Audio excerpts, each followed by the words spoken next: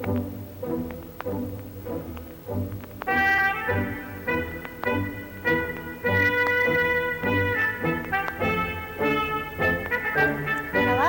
I'm Joan, and today I'm going to take you on a visit to a kitchen.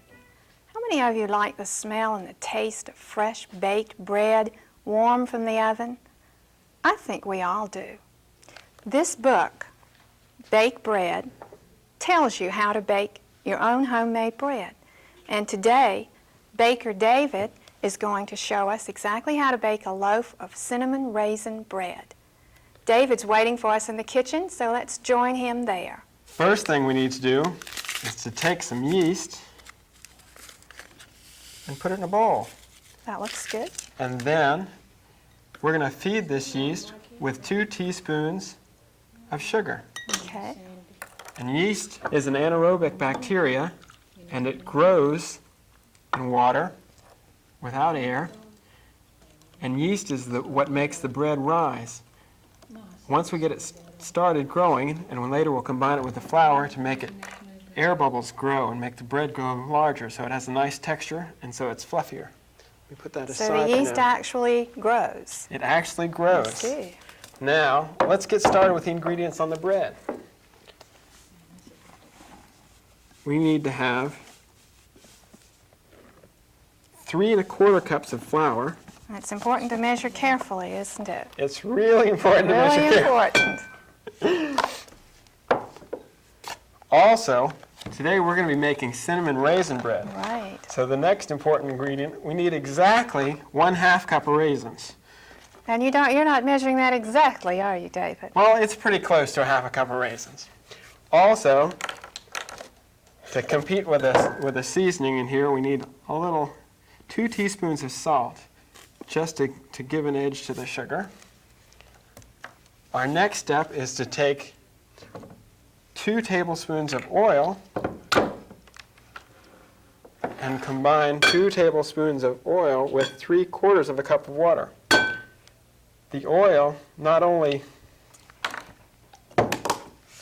gives liquid to the flour, but it also makes it easier to take the bread out of the pan after we're done cooking. I see. Now, if I can have some water here and carefully measure up to 3/4 cup. You notice David does measure carefully. The raisins, he's done this so much, he knows how many raisins he needs. One thing that's very important is to wash your hands before you get started, because you don't want to contaminate anyone who's going to eat your bread. Right. And now that we've got this ready, That looks like fun. well, some people think it's fun, but this squishing between the fingers seems to bother others.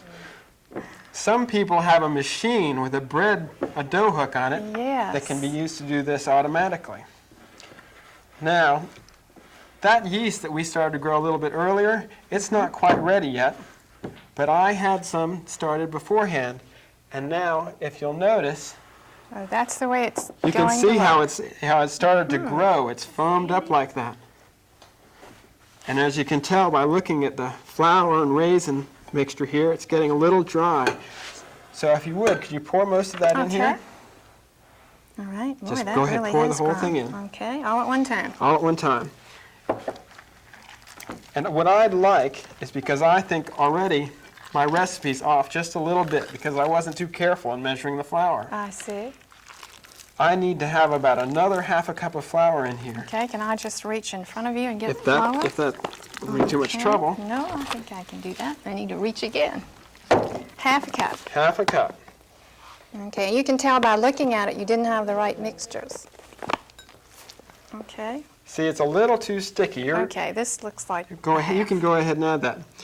If your bread or your dough should be a little too wet, you'd add flour. If it were too dry, you'd have to add some more water. And after you've done this a lot, you know how to judge. Pretty soon you get an idea of what the Let me right see. texture is. If it sticks to your hand so much that you can't get free of it, then you know you need to add a little flour. And if it's wet and gooey, you know you need to add a little water. Well, how does that look? But this is getting to be a lot of fun. This is close. It's close, okay. If you need more flour, just let me know. And what do you call what you're doing now? I'm getting ready to knead it, but I haven't quite got this Not to that bread stage yet. mixed up enough. But I think I've got a quick solution to my problem.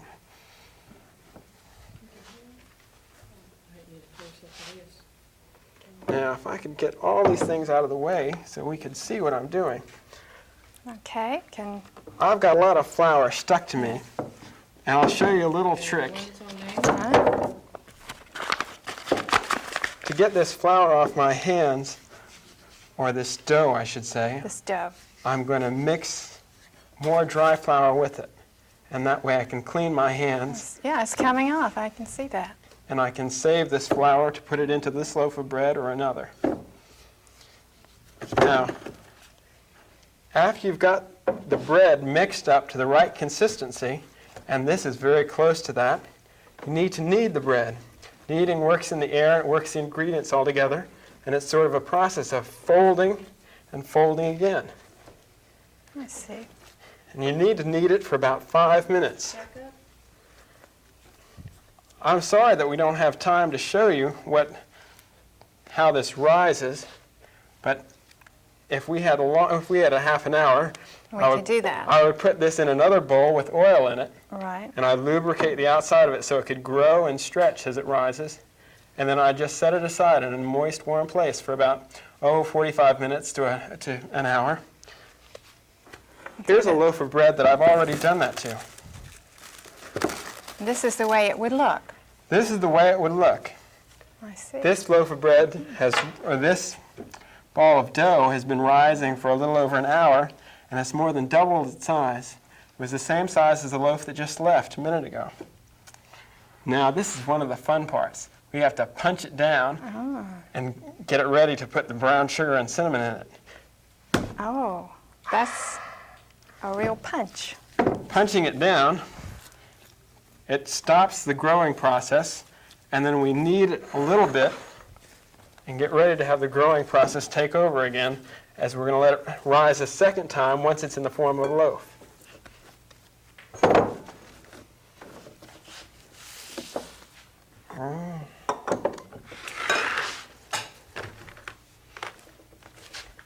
Okay.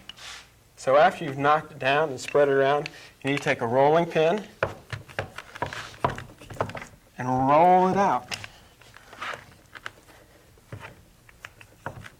I need another small bowl for brown sugar and cinnamon. If you didn't have a rolling pin, could you use anything else? Well, in times when I didn't have a rolling pin, I've used a peanut butter jar or a mayonnaise jar or whatever has been big and round. One thing I didn't do, which I should have, was to put some flour or something to keep this from getting too sticky.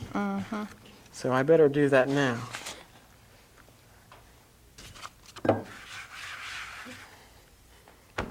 I know it's a little messy, but if you clean up after you're done, believe me, the taste of this bread will be worth all the trouble.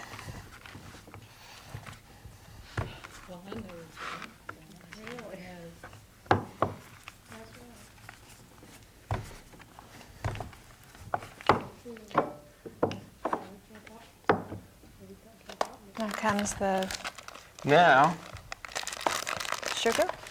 this is brown sugar. Sugar. Brown sugar is pretty much like white sugar, except it just has a little bit more impurities in it. And it'll add, it together with the cinnamon will put an interesting looking spiral shape to the bread when we're done. Oh, the sugar has something to do with the shape of the bread? Well, what we're going to do is we're going to take some brown sugar and some cinnamon. Oh, you mix those two together. And you mix them both up.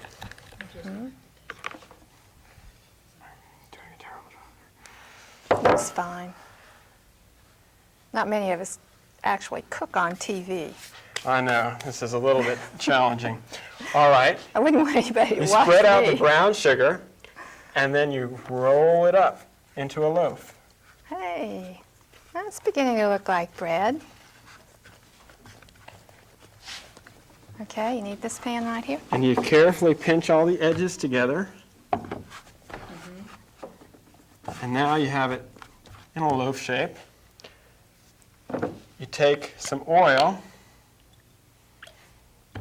Probably a Okay. teaspoon would be more than enough. And that's to keep it from sticking in the You spread the oil pan. into your bread pan, and it makes it easy to get out when you're all done. Also, just as soon as you get it out of the oven, if you spread some butter on it, it'll make the crust a little easier to cut if you're hungry and want to eat the bread right away. I'm sure we will be hungry. Now, do you think you could take this and put it in the oven and take out the loaf that I put in? And through the magic of television, I think we can produce a completed loaf of bread. There you are, Baker David. Smells delicious. It looks good too. Can I have a taste of that? Well, I tell you what, just to make a graphic demonstration of what it looks like inside, let's show people. See, it's a spiral I of see. brown sugar and cinnamon and raisins and bread. Almost like a bun. And I know it's not the neatest way to eat it, but would you like a taste? Oh, yes. Delicious. Just delicious. If you want to bake your own bread, go to the library, ask your librarian for this book, Bake Bread, or she may have some others. Bye-bye.